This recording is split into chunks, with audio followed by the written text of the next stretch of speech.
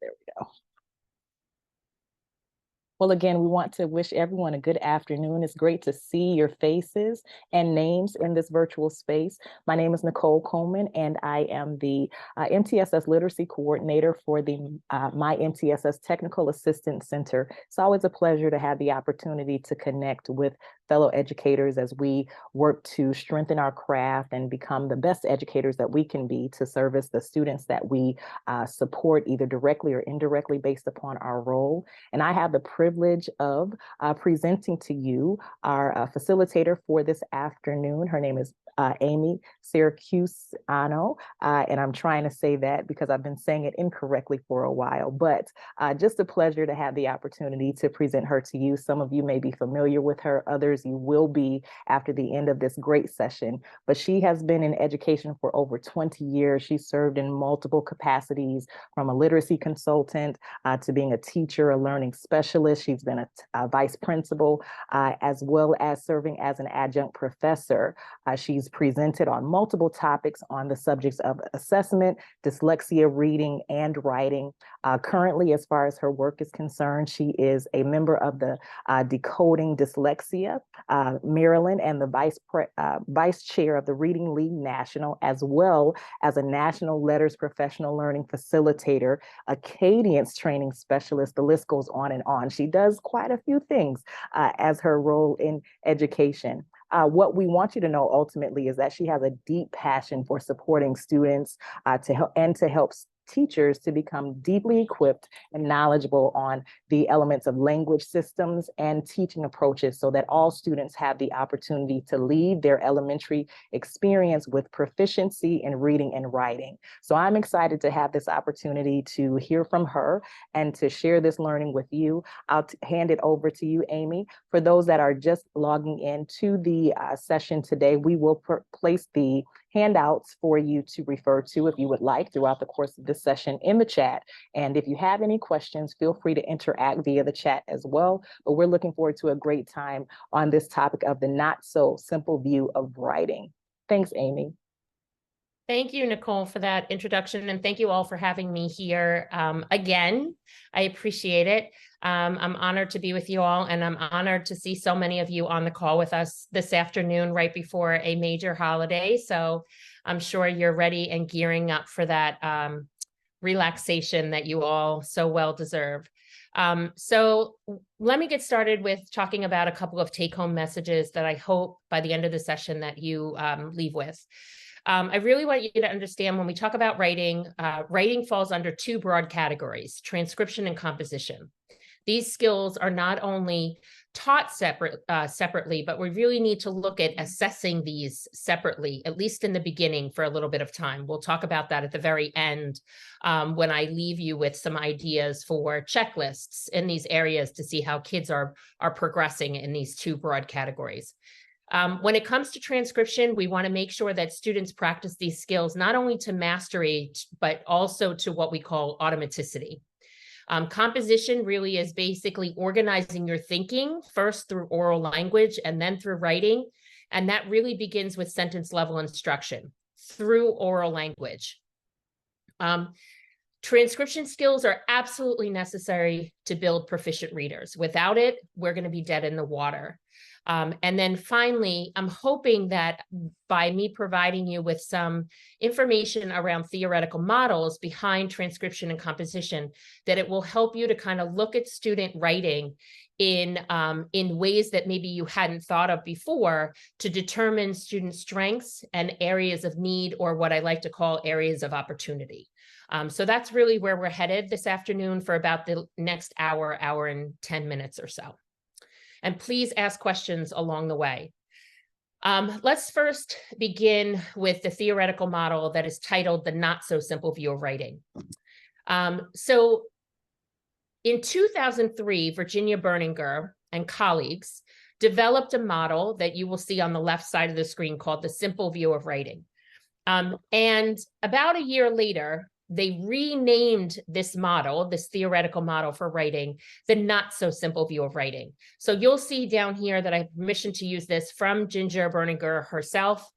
We've talked about this topic quite a bit she and I appreciate her her work in this topic as well as her colleagues' work in this in generating and creating these theoretical models for us to lean into as educators, because we want to take the research and be able to apply that information to our practice. So I'm going to talk about the similarities and differences between these two models, because I think that's really important for us to know. At the center of everything we do in writing, you will see working memory, right? And in the older model, you will see the simple view of writing. You will see that it's notated that working memory pulls from both the long-term and short-term memory when we are writing. And what the researchers did is they just kind of retitled this as cognitive flow. So what's kind of happening as we're thinking about putting our thoughts down on paper, where are we retrieving this information from, and what is it going to look like as we go about generating information using pen to paper. Right now, I am accessing this cognitive flow as I'm looking at the slide, retrieving information from my long-term memory, and then changing things as maybe I see somebody's face might look puzzled, or maybe I trip up on a word and I change something. So I'm working from both long-term and short-term memory.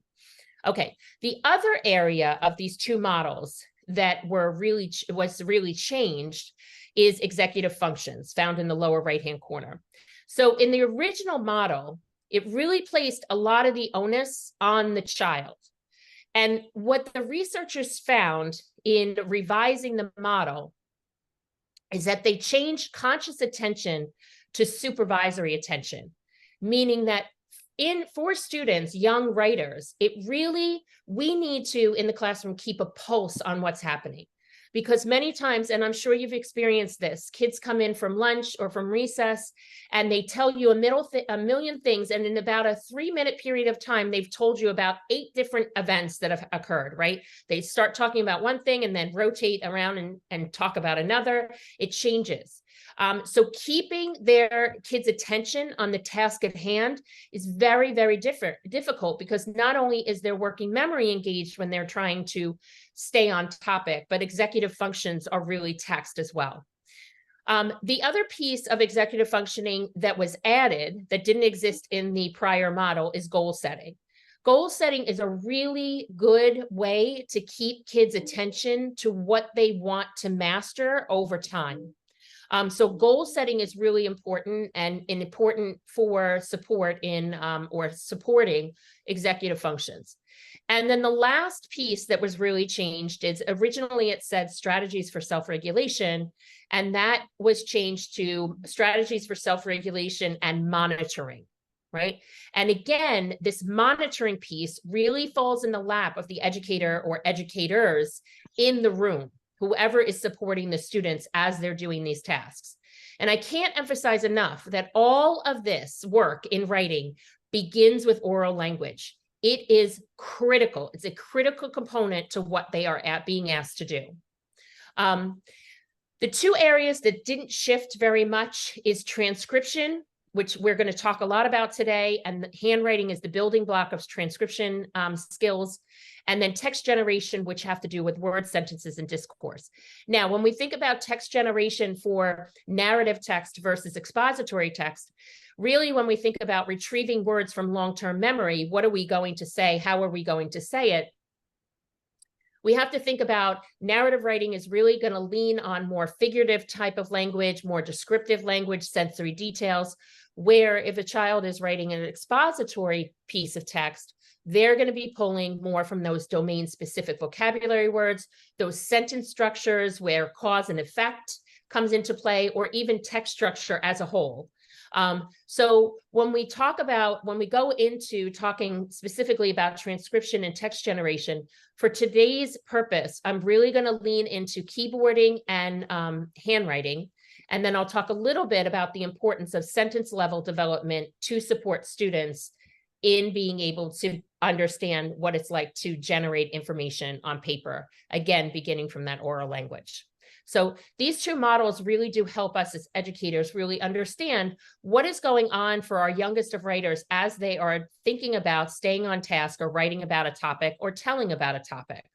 So At the heart of everything that we are doing when we go to write, working memory, cognitive flow activated, and executive function is critical, right? So for students to control their impulses, for them to be patient, for them to stay on task, for them to take turns, to watch timing of things, right? All of that is occurring at the same time that they're trying to retrieve this information. And then the skills that we're directly, explicitly teaching in the class fall into two broad domains: transcription skills, which we might call, instead of transcription, we might lean into this terminology of foundational writing skills. These skills absolutely, positively need to be automatized. So what do I mean by that? When I say mastery of something, I want you to think about the first time a child rides a bike. They're riding down the driveway the very first time, the training wheels are off, they've got their balance, they're going, and they get to the end of the driveway, and the caretaker says, turn around. The first thing the child does is put their feet down, they slow down on the brakes to go ahead and hit that turn, right? Because they haven't automatized the skill of bike riding. They've mastered it, but it's not automatic where they can do it without thinking about it. They still need some scaffolds to be able to be successful with it.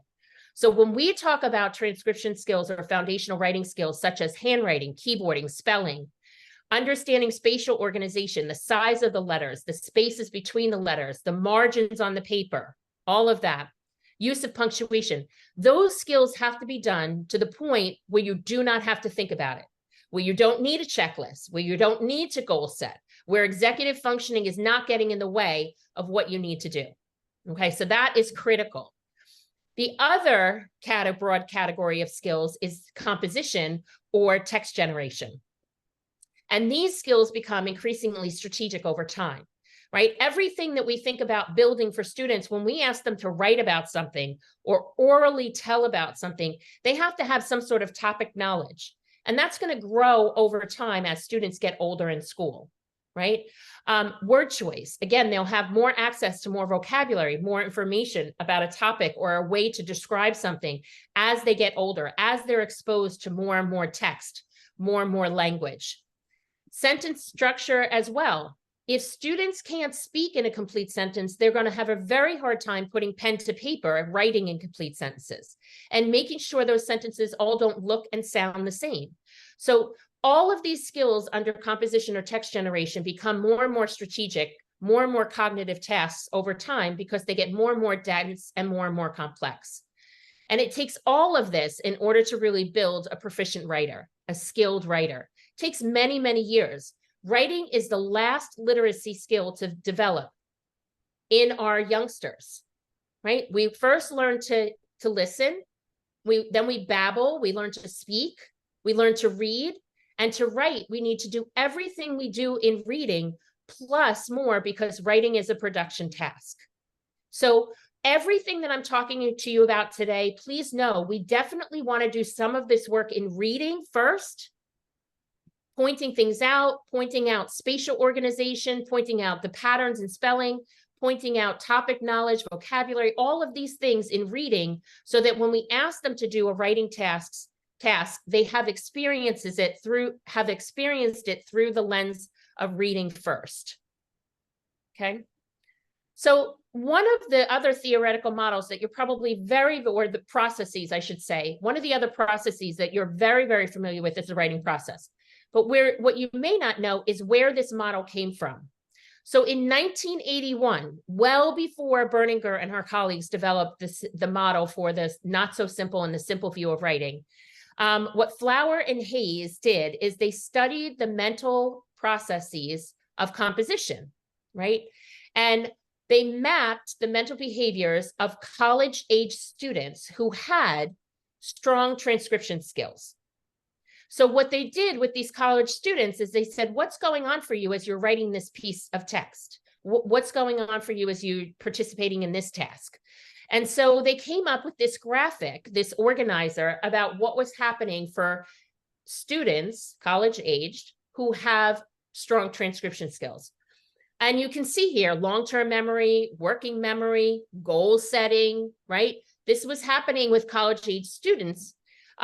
And if you notice here, you have planning, translating, reviewing, revising, right? So this leans into what we all call the writing process in the classroom. What was a real aha for me when I started to dig into this work and learn about this is that these arrows are going in both directions.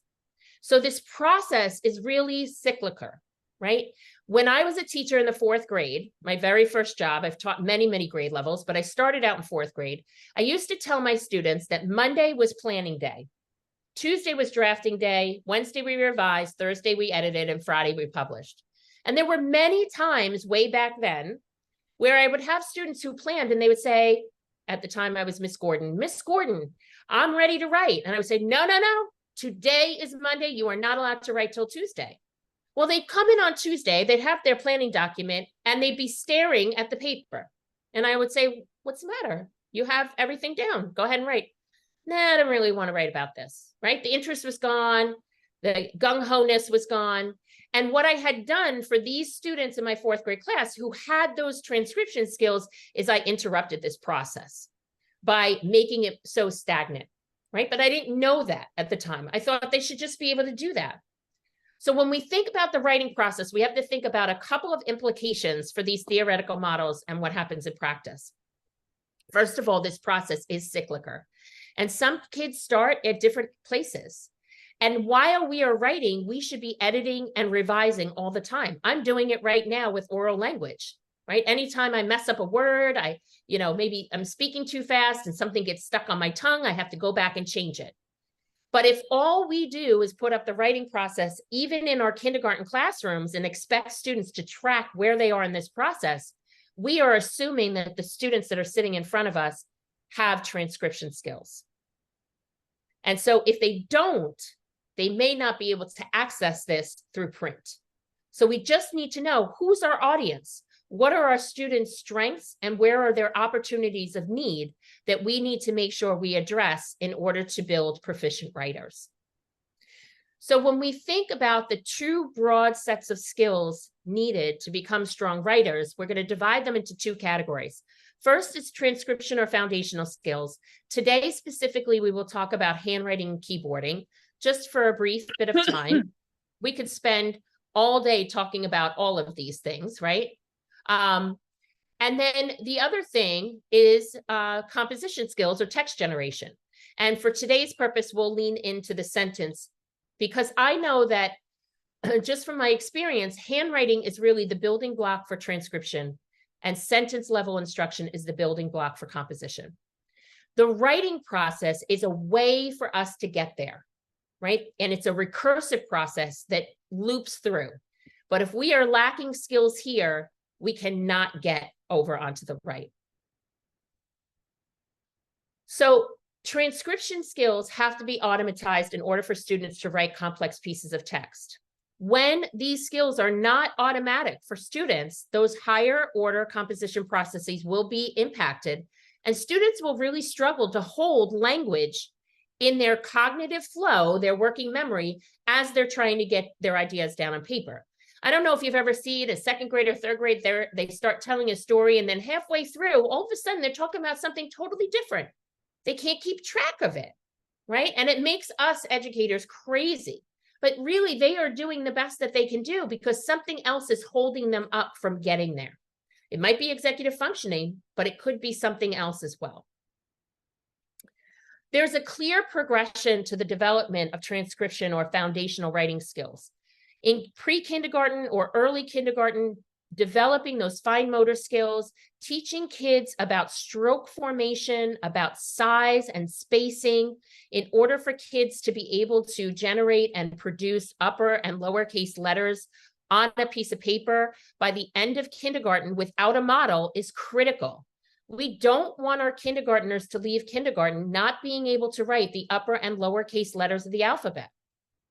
I can remember at one point in my life, I was an IEP chairperson, and I sat in on an IEP meeting in which an educator was presenting their goals and objectives for a 1st grader or a 2nd grader. I can't recall right now, but the goal said the students will be able to identify 80% of their letter names and letter sounds. And then the next goal was they'll be able to form 80% of their letter names and letter sounds. And I ask you, What 20% of letters, sounds, or producing do they not need to know? Which ones are you going to tell them? We don't have to teach you because you met your goal. You don't have to learn it. Kids are going to have to write every single letter. They're going to have to know letter names and letter sounds in order to be a good reader and a good writer. You can't leave any of them out. It's impossible. So leaving kindergarten, where your kids can generate uppercase and lowercase letters of the alphabet without a model, is a critical skill moving into first grade for them to be able to participate in sentence writing, in dictation tasks, all sorts of things. By the time kids get to second and third grade, manuscript should be automatized, and we should be teaching them cursive letter formation. I've received a lot of questions over the last couple of years about this, and there seems to be some evidence that cursive letter formation reinforces spelling patterns because of the links between the letters. Now, I know that there is still more research to come about that. It's not a lot of evidence, but there is some evidence. And the other thing about cursive writing is that kids can't read historical documents without knowing that font, without understanding what those letters are representing. So there is an importance to this.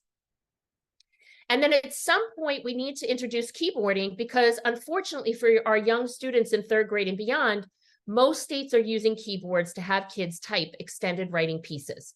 So they also need to be taught that in an explicit, systematic way. These skills become increasingly automatic over time, as long as they are getting practiced consistently. So as I mentioned, handwriting is the building block of transcription. And early handwriting abilities can begin with very young children as soon as they start leaving marks on paper. Students can use computer mice, even though we don't use them very often anymore, right? Most of us use a trackpad or something like that, but there are some that still exist. People still do use a computer mouse from time to time. Students may draw, on an iPad with a pointer finger or a thumb, trying to imitate the act of writing. And what we know is most students will start with vertical and horizontal strokes well before they start to generate strokes that include circles, squares, angles. So teaching stroke development is really, really important. These skills really begin with gross motor skills and then move down to those fine motor skills that we really need to support in classrooms. And I'll talk a little bit about that as we continue in the slides.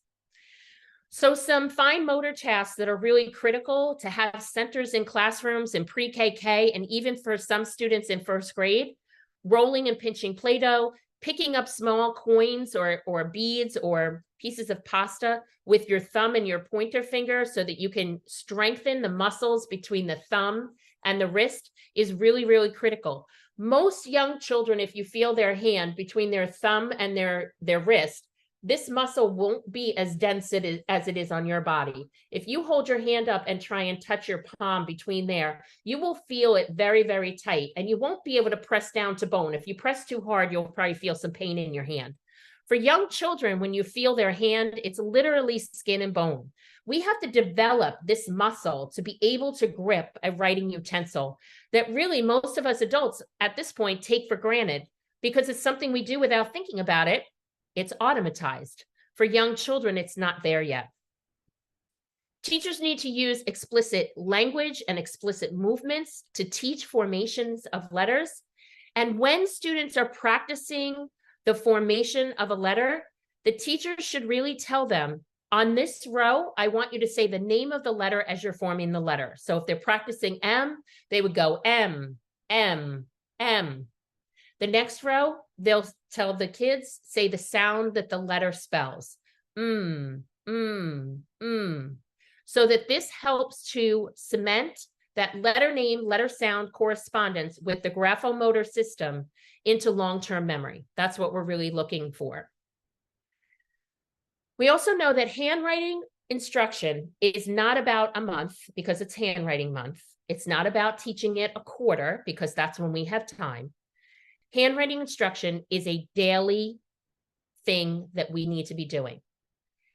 For the first time we teach a stroke, it may take as long as 15 minutes when we're teaching them to air write or skywrite, getting it down to the paper, maybe doing some multimodal tasks. But after that, 5 to 10 minutes every day is critical with a teacher's or an educator's feedback in the classroom to make sure kids are doing the correct strokes from top down, left, right, or right, left for lefties, to make sure that their stroke development is automatized in that way. And the reason why we say this is because from research, it tells us that it takes approximately 2 years to master a type of handwriting. So if we're just doing it during the first half of year of kindergarten because that fits into the schedule, those children will not master manuscript. And we're going to see these kids struggle in first and second grade because their handwriting may not be automatized to the extent that it should be. So 2 years, daily practice, 5 to 10 minutes every single day. So some other research just about explicit handwriting instruction that you might find very interesting is that we know that students who learn from teachers with professional training in handwriting demonstrate more improvement in their handwriting, and it transfers better to composition. I could ask you right now, does anybody or had anybody in their higher ed program received formalized handwriting training where you had to turn things in and somebody evaluated you for stroke formation, sizes, and spacing in both manuscript and cursive? So let's see if anybody says yes or no to that, Nicole. Usually in a large audience, I get about 1 or 2 people. It varies, sometimes nobody. Yep. We are at an alarming no. That's a problem, right? Because this is something else that then resides in the hands of our districts that we're working in to provide us with that training. And that's really, really hard, right? We should get this training before we get into the classroom so we're ready to hit the ground running. Children with better handwriting exhibit greater neural activations in areas associated with working memory and an increased overall activation in the reading and writing networks. You guys, anytime a child puts pen to paper to write a letter or a pattern of letters, a grapheme, they activate the reading brain. So by putting pen to paper, we are reinforcing that phoneme grapheme correspondence between the phonological and the orthographic processors in the brain. So this is a critical component to our instruction. We also know that students who receive explicit handwriting instruction perform significantly better, not only in quality, but also in productivity and writing fluency compared to peers that do not receive this.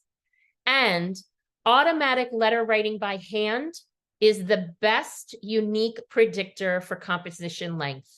We know that letter naming fluency is a predictor for later reading ability, right? We have lots of assessments that do that for us. Automatic letter writing by hand is a predictor, the best unique predictor for later composition length. So they have to know all the letters and they have to retrieve these letters with automaticity to be able to do composition tasks. Handwriting is an integration of 3 things. As I mentioned, the orthographic processor. So if you think about the left hemisphere of the brain, reading happens all over, but the primary area is the left hemisphere of the brain. The orthographic processor in the back of the brain between the ear and the brain stem is the place of the brain that stores these patterns, letter patterns, right? Or what we're calling when we talk about handwriting, these orthographic codes, right? So the retrieval of what do they look like? Oh, that's an L, that's a T, right? And then in the phonological processor, right, between the eye socket and the ear, where we store sounds, this is where we can retrieve, oh, that's a T, that's a P. Well, this spells the letter P or T, right? So we grab those forms, we name the letter and identify the sound, right? So that's that connection for phonics, right? That's that reading brain that we talk about quite a bit. And the third system that gets integrated here is the graphomotor system. That requires us to write the shapes that we're retrieving from the reading brain by putting pen to paper, right? Using our fine motor skills to hold this writing utensil. And when we think about strong handwriting programs, research tells us that our handwriting programs should have a top line, a midline, and a baseline. We should have numbered steps and directional arrows. We're not only teaching kids how to form upper and lowercase letters, but we want to make sure we're teaching them how to form the numbers or digits, right? 0 to 9, so they can formulate other numbers as they go through elementary school. And then also punctuation marks. And as we teach a new punctuation mark, kids need practice with this as well.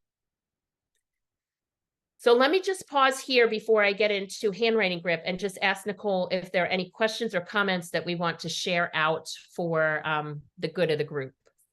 Thanks, Amy. There was one question so far in the chat, and for those that may have questions, feel free to add them at this time. Lindy just asked, she made a statement, our district is using a penmanship program that emphasizes continuous strokes in hopes that this will reduce reversals. However, our teachers are noticing students are having difficulty with reversals. What does directionality play a part in handwriting instruction along with strokes? Is this something our teachers should focus on or just more explicit instruction? Okay, that's a great comment. So there's a couple of things. It's interesting, you're using a penmanship program that emphasizes continuous strokes. So for, I guess I have a question. For manuscript or cursive? This is manuscript, especially in kindergarten and first grade. Okay. And what, can I ask the program or you don't want to say? It's okay. No, it's fine. It's Magnetic Reading Foundations. Okay. I'm not familiar with that, but that's okay. So most strokes, there is a systematic way to form them with lifting your hand as infrequently as possible, right? So when we do certain letters, we want to try to lift our hand off the page limitly, I guess is the right word. So not doing it, right? And that happens less in cursive writing than in manuscript. But the problem is cursive writing will help reduce reversals because the letters don't look the same at all, right? There's no BD reversal in cursive writing. They look completely different. The problem with manuscript is that our brains naturally see mirror images. And we have to teach them not to see these mirror images. So for kids that are having reversals with letters like BD, PQ, MW, confusions with V and Y, we have to really think of some tricks to get kids to, one, identify these letters using the orthographic phonological codes from the reading brain with automaticity, and then reinforcing it with the graphomotor codes through the written instruction through that practice.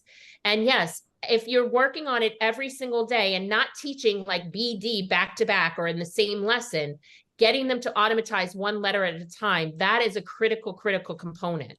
So I would say it's kind of twofold. More explicit instruction is definitely critical. Looking at the scope and sequence of how this is done, and then making sure that we're not only, just looking at the writing piece, but ensuring that the reading, lifting those letters or that print off the page has been automatized as well to make sure there's not a confusion there and in the handwriting, right? Because we want to make sure that they're both solid. Does that help at all, Lindy?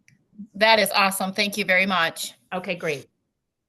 There is a great video. I'm just going to give a shout out on reading rockets. If you go to reading interventions, if you go to readingrockets.org, reading interventions, and look up the video with Reese, Linda Farrell and Reese.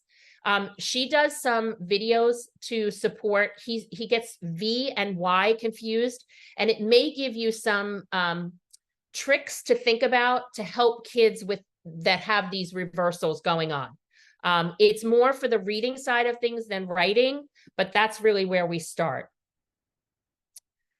Okay, and a lot of programs, I'll just say, don't have enough practice built into them. Like I see a lot of programs around the country in my travels where the program only provides kids with 1 day of practice or teachers with 1 page for practice, and it's a one and done kind of thing.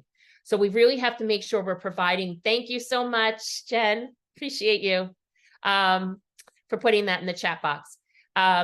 But making sure that they have the opportunity to practice every single day for 5 minutes. Okay, let's talk a little bit about handwriting grip. So I think, again, we adults take this for granted that we can hold on to any kind of writing utensil, thick or thin, short or tall, and it's no problem. But for our littlest of hands, a pen is extremely top heavy for them.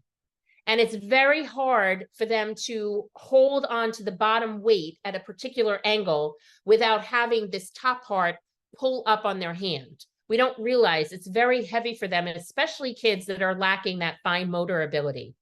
So what we want to teach kids is how to grip a writing utensil. So if you could imagine, if you take your writing utensil and place it on the table away from you, so the tip of the writing utensil is pointing towards you.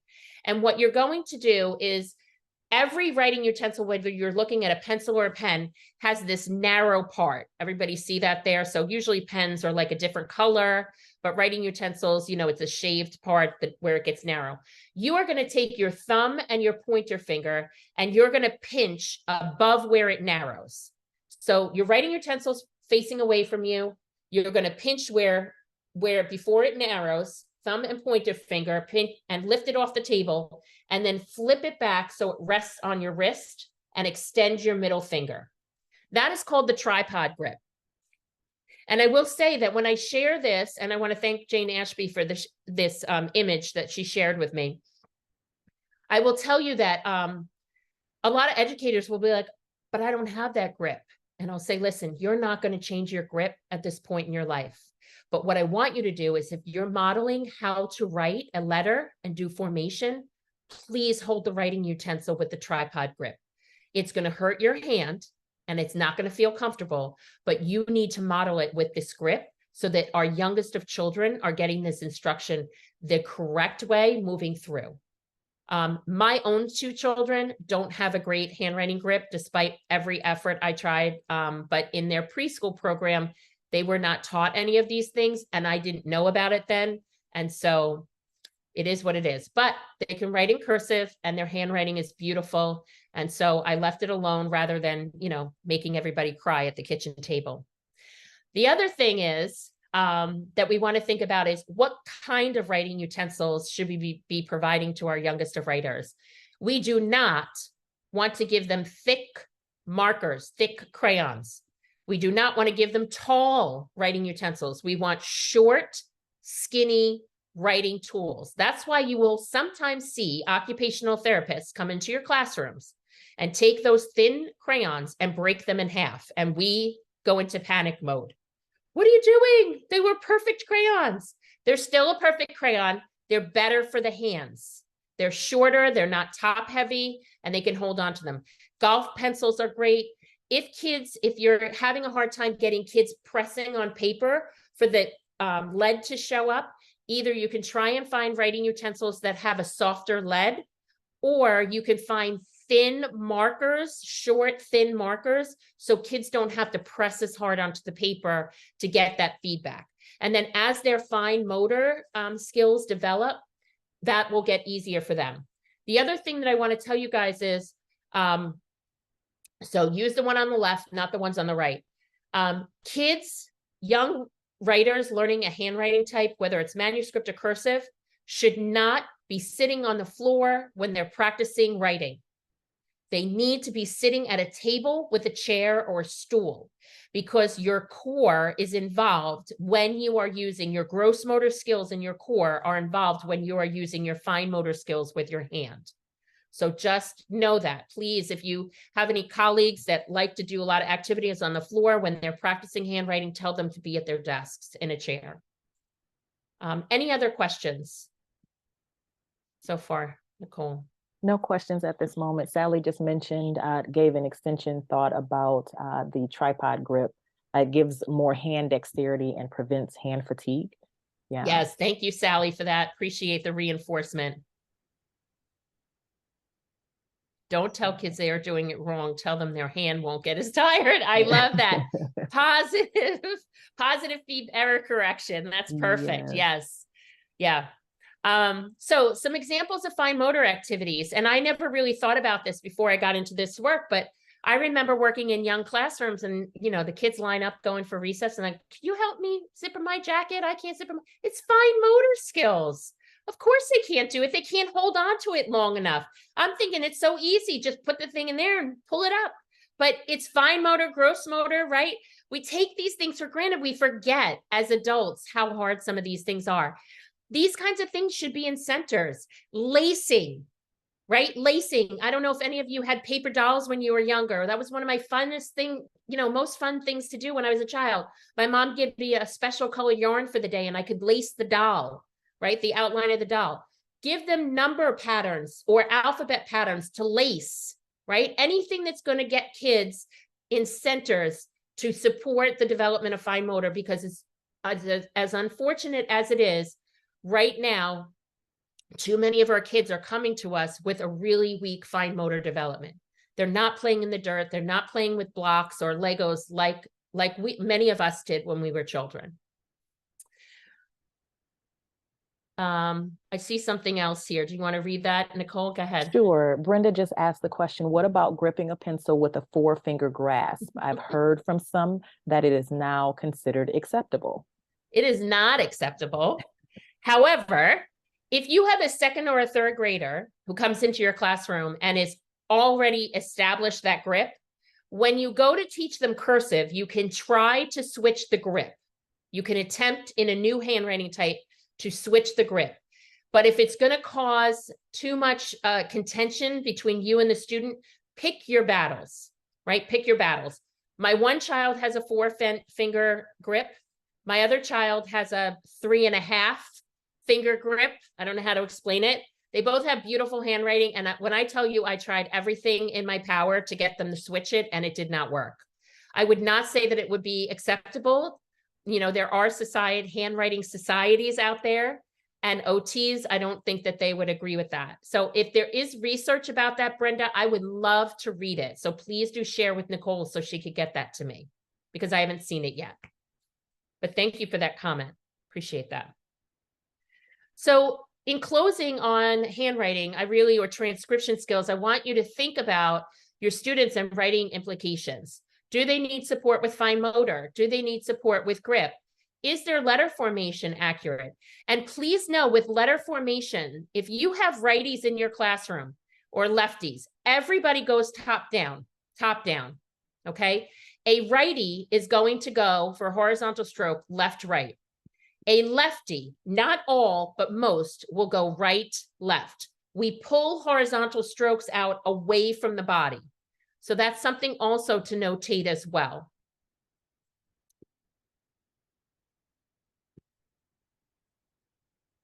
Quadrupeds. Oh, Sarah, please tell us about that. What is she saying? Quadruped grasps are mature. Does that mean they're okay? Yes, it means that they are perfectly functional. You can get really good distal finger movement with them. It's just a different variation. So I think, and I'll have to go back and look through the research, but in the late 1990s, quadruped became an acceptable and mature grasp. Ouch. Sorry, Amy. No, I know. That just kills me in the heart. I just think about it's a really good grasp, because when you think about, and of course you have to think about the individual physiology of the student, right? Yeah. If they need a little more stability, it provides really great stability, but it doesn't take away from the distal finger movement, which is what we really want to get to. Gotcha. Well, thank you for that addition. I do appreciate it. I just think about people like Michael Sull, people who are really trained with handwriting, who work for the president. They do that very fancy handwriting. And I just wonder the research on one side or the other, but please share that with me at the end. I would love to hear that. But I think we want to try and go for tripod as much as possible with quadruped as a scaffold or another option if it's not working. Would you say that, Sarah? Would that be acceptable? I think it really depends on the individual and what physically they're capable of. Okay, love that comment. Physically capable of. No, don't be sorry. I love the way you worded that. That's perfect. Yes, I appreciate that. Perfect. All right. There's some other questions that, Sarah, you might want to respond to in the chat there about that as an OT. All right. So think about your students again. Are they fluent without a model informing these letters, the letter formation, sizing, spacing? And think about rate. Is it really slow but accurate? because we want to get them to an appropriate rate as well with developing handwriting and being able to formulate these upper and lowercase letters.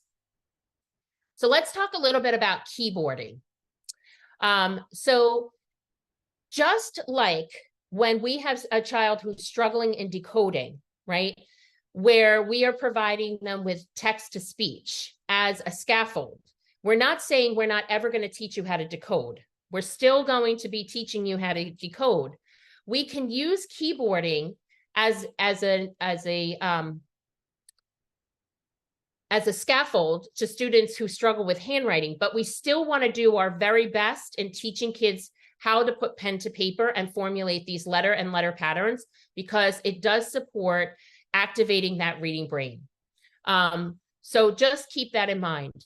The other thing we know about handwriting that is really critical, there was a study done a couple of years ago. It was released in the New York Times. It was done at one of the Ivy League schools.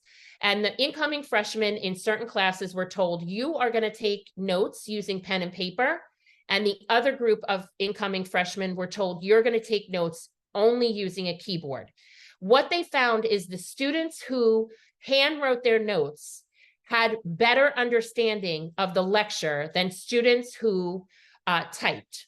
Because when we type, we typically take notes verbatim of what somebody's saying. We're not necessarily summarizing and paraphrasing. There's an efficiency to it. We can type a lot faster. However, when we take notes by hand, we're making our own meaning from what somebody is saying. So just to think about time and place for keyboarding and putting paper to pen to paper is important. And our tech companies know this information.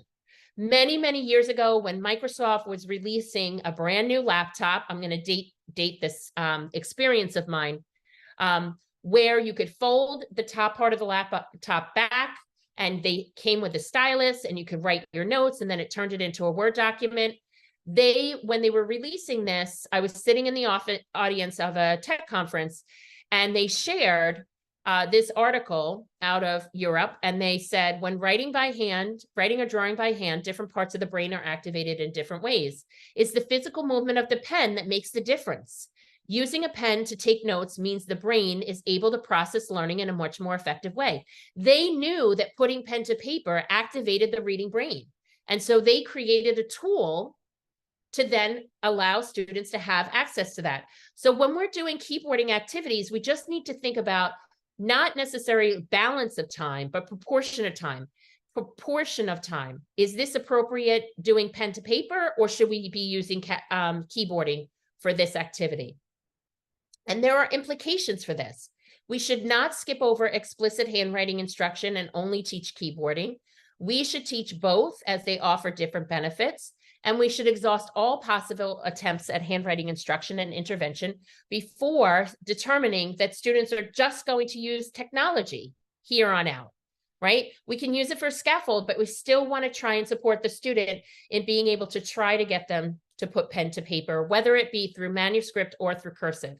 And I will say that there are some European countries who never teach manuscript. They go right to cursive instruction. And they never, ever teach manuscript. The kids don't learn it. They learn cursive only. So it's just something to think about. The other thing when it comes to keyboarding that sometimes educators ask me is, how many words per minute should kids be typing? So I'm going to talk about two guidelines. One's a piece of research, and the second is just a guideline. In 1999, there was a study done with keyboarding with students in upper elementary and middle school. And what they found in that body of research is that when that particular group of students typed less than 20 words per minute, composition was severely impacted. So that's one piece of guidance. The second one comes from a conversation I had with Steve Graham. And what he says is he recommends to teachers, time how many words per minute a student can write by hand. So let's say you have a student that can write 10 words per minute by hand. They should be able to touch type at least 10 words per minute by hand so that composition is not severely impacted.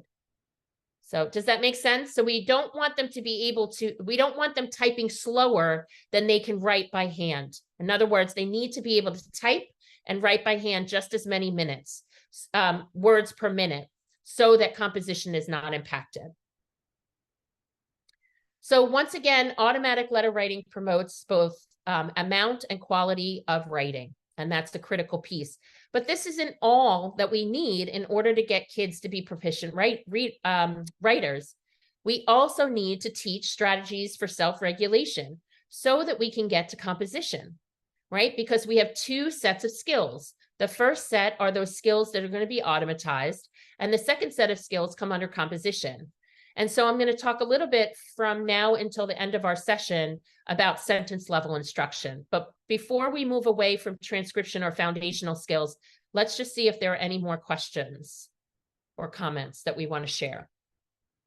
Great comments that have been made. Sarah is providing some additional insight. We appreciate your expertise, Sarah, from the realm of OT concerning the thumb wrap concern. Jessica just mentioned that is so hard because our state assessment requires third graders to type their response. That's a great point with the online testing system that exists in the state of Michigan. So I appreciate you raising that.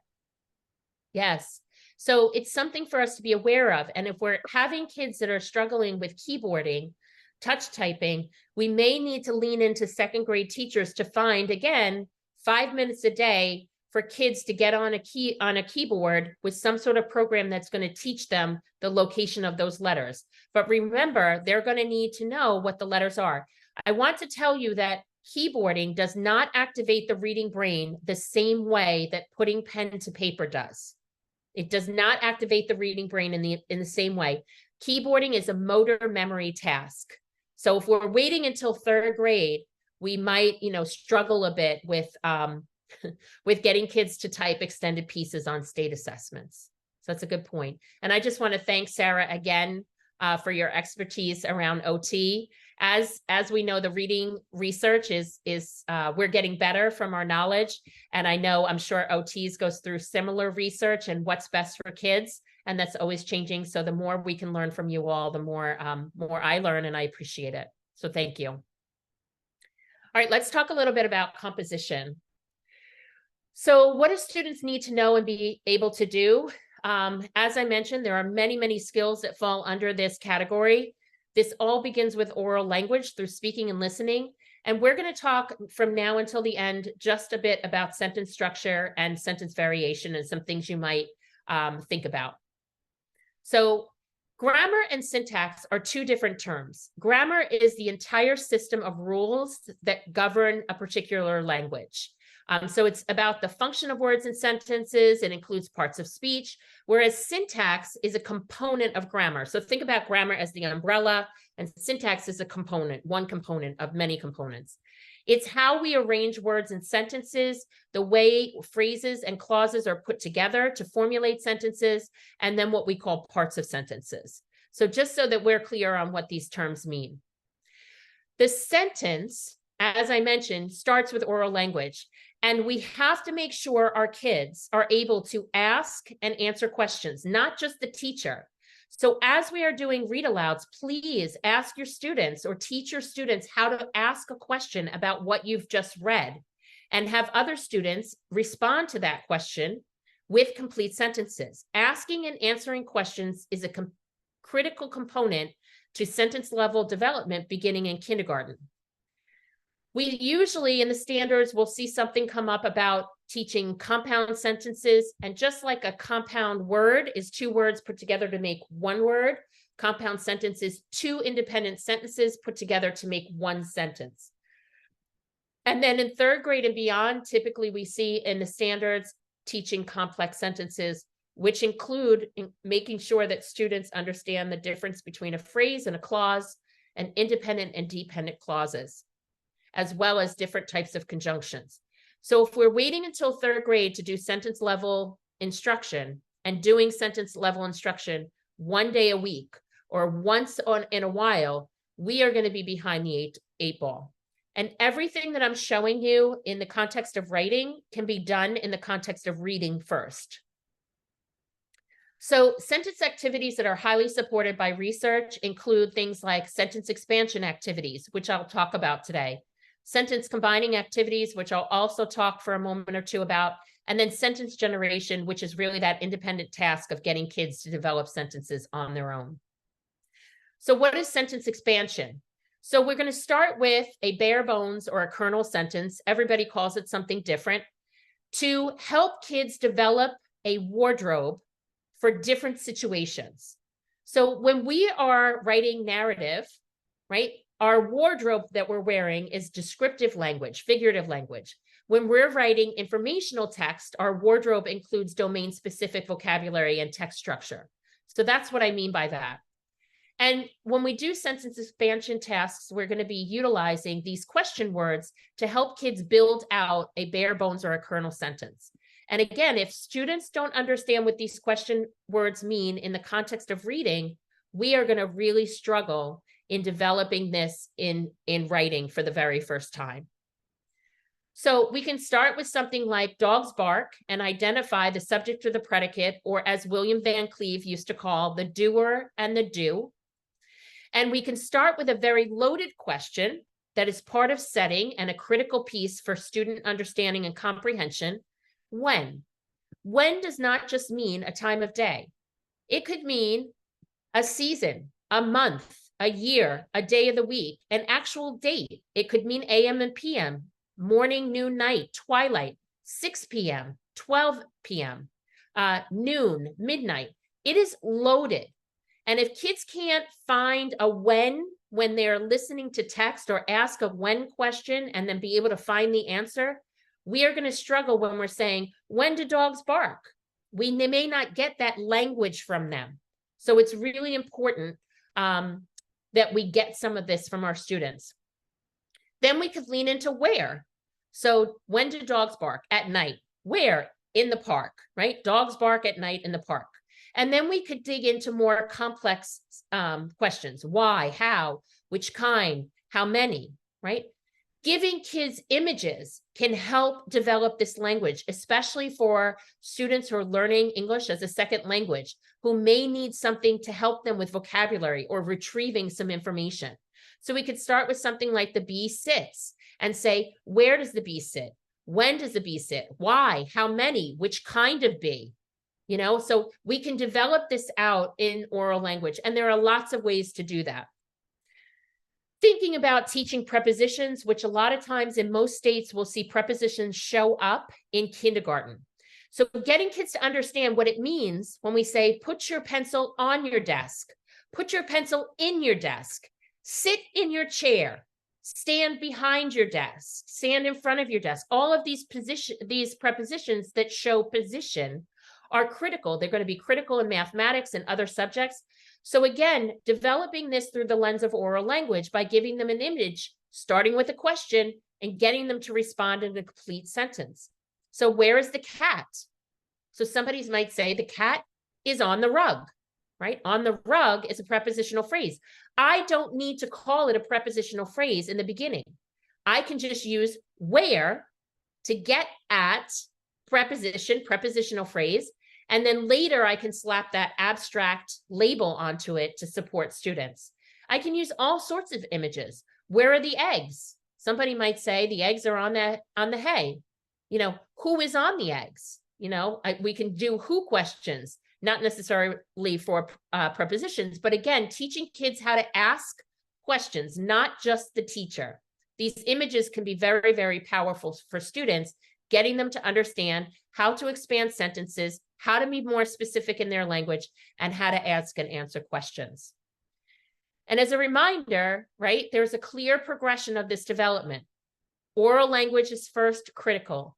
Getting kids by the end of kindergarten to really understand that a sentence, and what we call a simple sentence, and this word is so misleading because simple sentences are not always easy. They can be very difficult. They can have a lot of stuff in them. But a simple sentence with a subject and a predicate, or a doer and a do, that expresses a complete thought. Going into teaching kids in first grade, most states require teaching compound sentences. Well, we have to teach things like a coordinating conjunction, how to use a comma, subject and predicate, or doer and do, and how to use these 7 coordinating conjunctions, which have a lot of meaning behind them. And then finally moving into complex sentences so that by the time students get into upper elementary, they can really vary their sentence types, and we're not getting kids writing the, I, he, right? These kinds of sentences that make us crazy when we're reading this stuff. So I just spoke for a moment about sentence expansion. Let me talk to you a little bit about sentence combining. So in order to do things like sentence combining words, phrases, sentences, all of that sort of thing, we can start with coordinating conjunctions. There are many types of conjunctions. I'm not talking all about them tonight, just the coordinating ones that start really in first grade. But long before we start to use them in writing, we have got to do some work in reading. So what does this word "and" do in the sentence? What does this word "but" do in the sentence? We have to lean into comprehension in order to be able to move into the realm of writing. And these words are extremely powerful, right? There's a lot of meaning behind them. Again, just like prepositions, using images to get kids to use them. You know, do you like chocolate and strawberry ice cream? I like chocolate, but not strawberry ice cream, right? I could do things like that. Do you like caramel chocolate or strawberry syrup, right? What kinds of things can we ask and answer using these conjunctions? And when we think about using conjunctions to join words, phrases, ideas, sentences, these conjunctions can be used in a lot of different facets when we're talking about grammar. We could have 2 doers in the sentence, right? 2 subjects. We could have 2 do's in the sentence: went and missed, bark and run. We could have commas in a list. And this is a standard that usually shows up in first grade. And please, there is a whole Facebook page with people who love the Oxford comma. Here's what I'm going to tell you about it.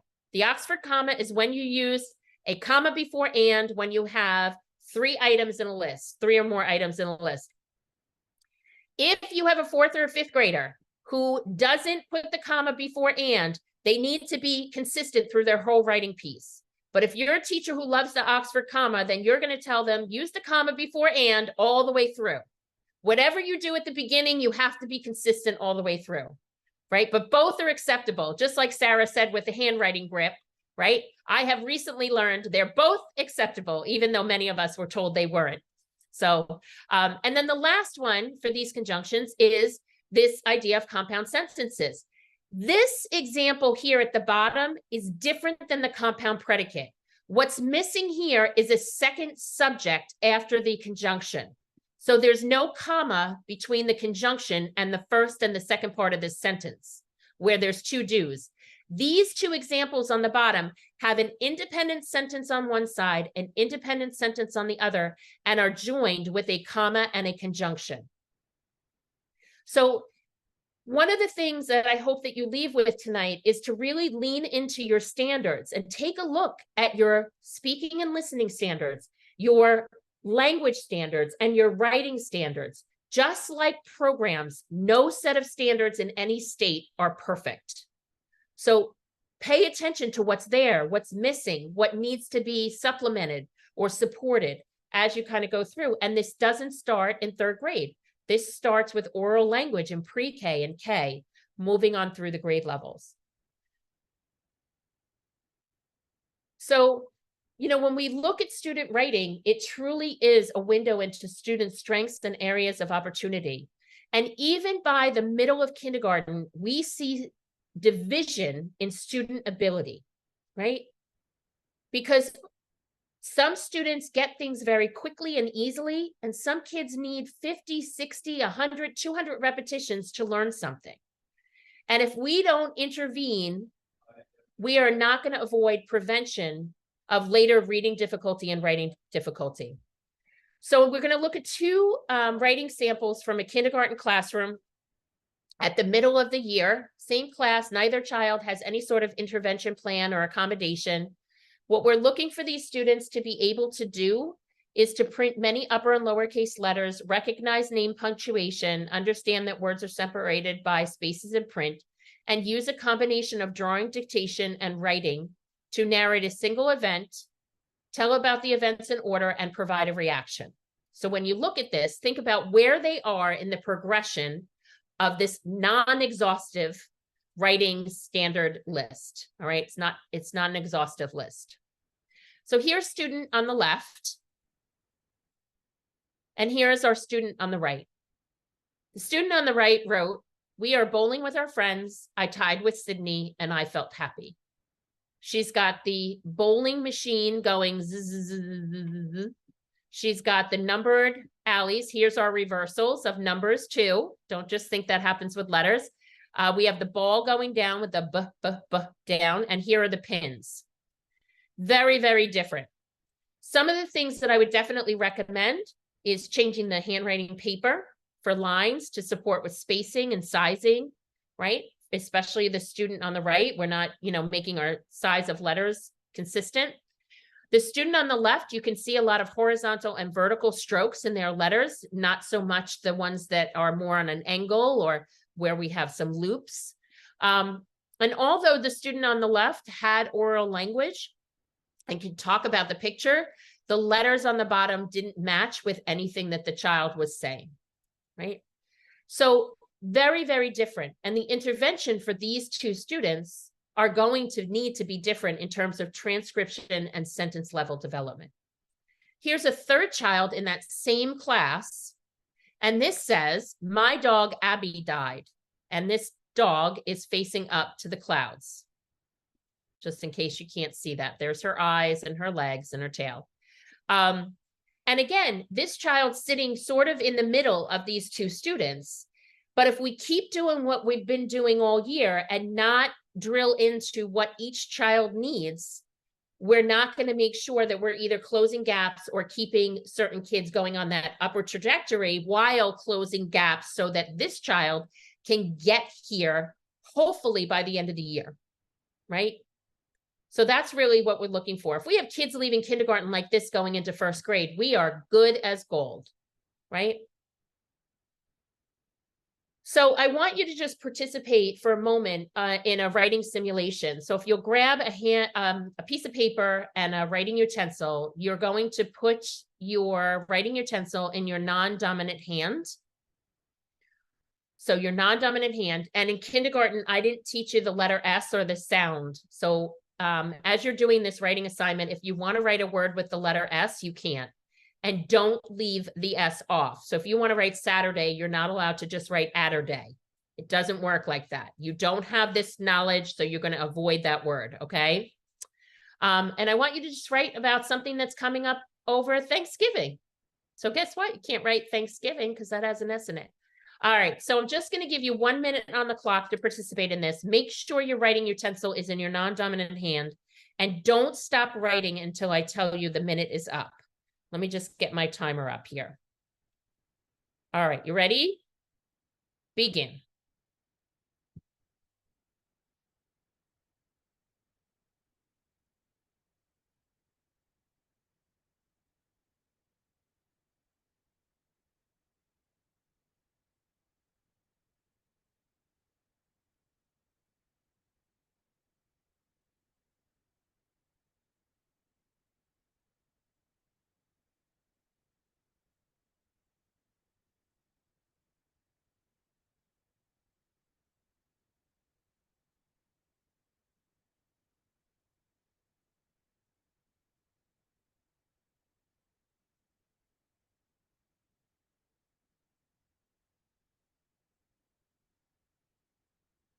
About 10 seconds left.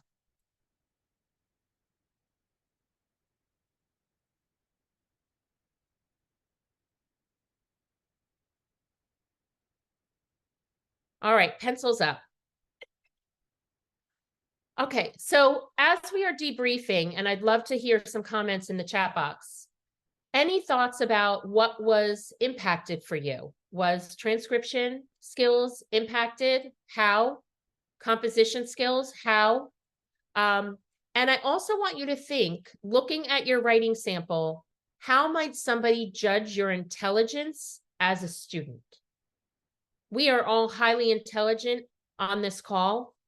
But if all we did was look at this writing sample from you, what might somebody say?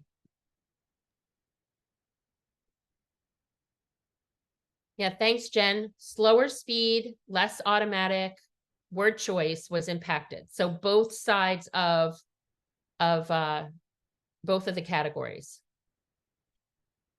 Transcription was less fluid, hard to write without S. Yes. You had to think about what to write. So frustrating. Yeah. Sarah said, not representative of what's on her mind at all. You had more in your mind you wanted to get out, but you couldn't because transcription, I took away something from the transcription that impacted all of it. Yep. Less desk space. Oh, cognitive flow. How about executive functioning? Anybody have struggle with that? Staying on task, keeping with the topic, not having to change things. Vocabulary. The paper was hard to control. Word choice. Yep. Oh, your pen ran out of ink. Yep. You wrote words that didn't make any sense. Anybody have shorter sentences than you normally would have written? Right? That sentence variation, did that go away? Yeah. So, you know, transcription, the automation of transcription skills is really, really critical. And I just want to say one thing about spelling. We didn't talk about this, but spelling after about second grade will lag behind reading. We will always be able to read many more words with automaticity than we will be able to spell. We will always say to ourselves with certain words, oh, let me just double check on that spelling. I think it's an AR, it might be an ER. Let me just check on that. So just know that. Reading definitely gets more automatized and we'll be able to read many more words with automaticity than we can spell. So just something to think about. Yeah. All right. In the final few minutes, I just want to talk to you about some consideration in scoring tools rather than using very dense kind of rubrics in the area of writing, and really thinking about these two broad categories and how to kind of divide these scoring tools up into these two areas, leaning on your standards. So first, when we think about transcription skills, it's really great to have some checklists to see how are kids doing with stroke formation, vertical versus horizontal strokes versus curved strokes versus diagonal strokes. How is are they going top down, left, right, or right, left if they're a lefty? How is their pencil grip, the fine motor? How are they doing, you know, with any sort of supports, with lined paper, without lined paper, all of these kinds of things. Thinking about the size of letters, the shape, the spacing, the slant in cursive writing. Right? Do we have checklists for these that we have access to as we're teaching our students a handwriting type? When we think about composition skills and you take a look at, this happens to be a second grade writing standard. So writing narratives in which students recount a well-elaborated event or short sequence of events, include details to describe actions, thoughts, feelings, temporal words, use temporal words to signal event order and provide a sense of closure. So if all we do is give kids that and say that's what we're looking for, we can't really see what they're lacking, right? Because it's all clumped into one piece. But if we tease the standard apart and think about, A, what is the standard expecting students to do? And B, are there pieces of the standard that are missing? For example, the standard never mentions an introduction or a beginning. Never says anything about that. I want to make sure my students have an introduction to their piece. Can they develop that? The piece never mentions providing a middle. So it does say a well-elaborated event or short sequence of events. And some teachers might argue that these two are the same. Some might argue that it's different. When you're sitting down to score writing samples with a scoring tool, look at the tool, look at the samples, and see what is working. If the tool written in this fashion is not working, change it. If you don't need middle and you could just do well-elaborated events and it's working to be able to score them, great. Think about temporal words. The first time that we used a scoring tool like this, when we just said student uses temporal words, kids were putting them in everywhere. And they were putting them in so poorly that it just ruined the piece as a whole. So we changed the wording again to when appropriate. Again, we used the tool to work for what we wanted for our students. But if I see kids don't have an introduction, I can pull them in a small group. And a 3 doesn't mean perfect, right? It means consistent. Remember that mastered piece? Doesn't mean perfect. Riding the bike, it just means consistent. Versus a 0, I don't see evidence of it at all. We could do the same thing for language standards, looking at transcription. And this tool could be very specific. I could say capitalization of the word I, the beginning of sentence, and proper nouns. We could be more specific here, right? It depends on what's going to work for you. But take a look at your standards and see if you could tease it out. So you could give really a grade in composition, in content, and in how they're applying language across the gamut. And then just a reminder, checklists are really, really powerful in helping kids to see their progression over time. So this is a kindergarten sample. This was shared to me, shared from a teacher that I work with in Prince George's County, Maryland. And I'm grateful for her for sharing this. So, and it's not something she developed, but this is the tool she uses. I can capitalize the first letter in the word, use finger spaces, sound out words, use punctuation, and draw a picture, right? So kids can check that off. And there are symbols if they can't read the words on the page. So I just want you to think for the end of this presentation that, you know, what are you going to start doing? What will you stop doing? And maybe what are you going to keep doing as you take the information from this research? Thinking about transcription and composition are 2 separate sets of skills that have to be taught. Transcription skills need to be automatized. Sentence level instruction is really the building block of composition, and we can use writing samples and these theoretical models to really think about how to identify and support students' strengths and needs, and what kinds of professional learning do we need to support our students moving forward? Because writing is a very scary thing for educators to tackle. And many of us don't have a ton of training in this, right? We're learning as we're going, and it's hard, and we need to lean on everybody, even our OTs, to help us, you know, with a certain component of this. We just need to ask those questions. They're extremely helpful. So I just want to thank you all for being here this evening before a holiday. I want to wish you all a very happy Thanksgiving. I appreciate everything you do. We do have the power to change trajectories for our students. And there are a couple of resources that are included in the slide deck. Best Practices in Writing Instruction by Steve Graham, The Writing Revolution, which is a website also. You can get some free tools right off their website. And then, of course, William, my dear friend, William Van Cleve's Writing Matters, which is still available on his website that his brother and sister are still running.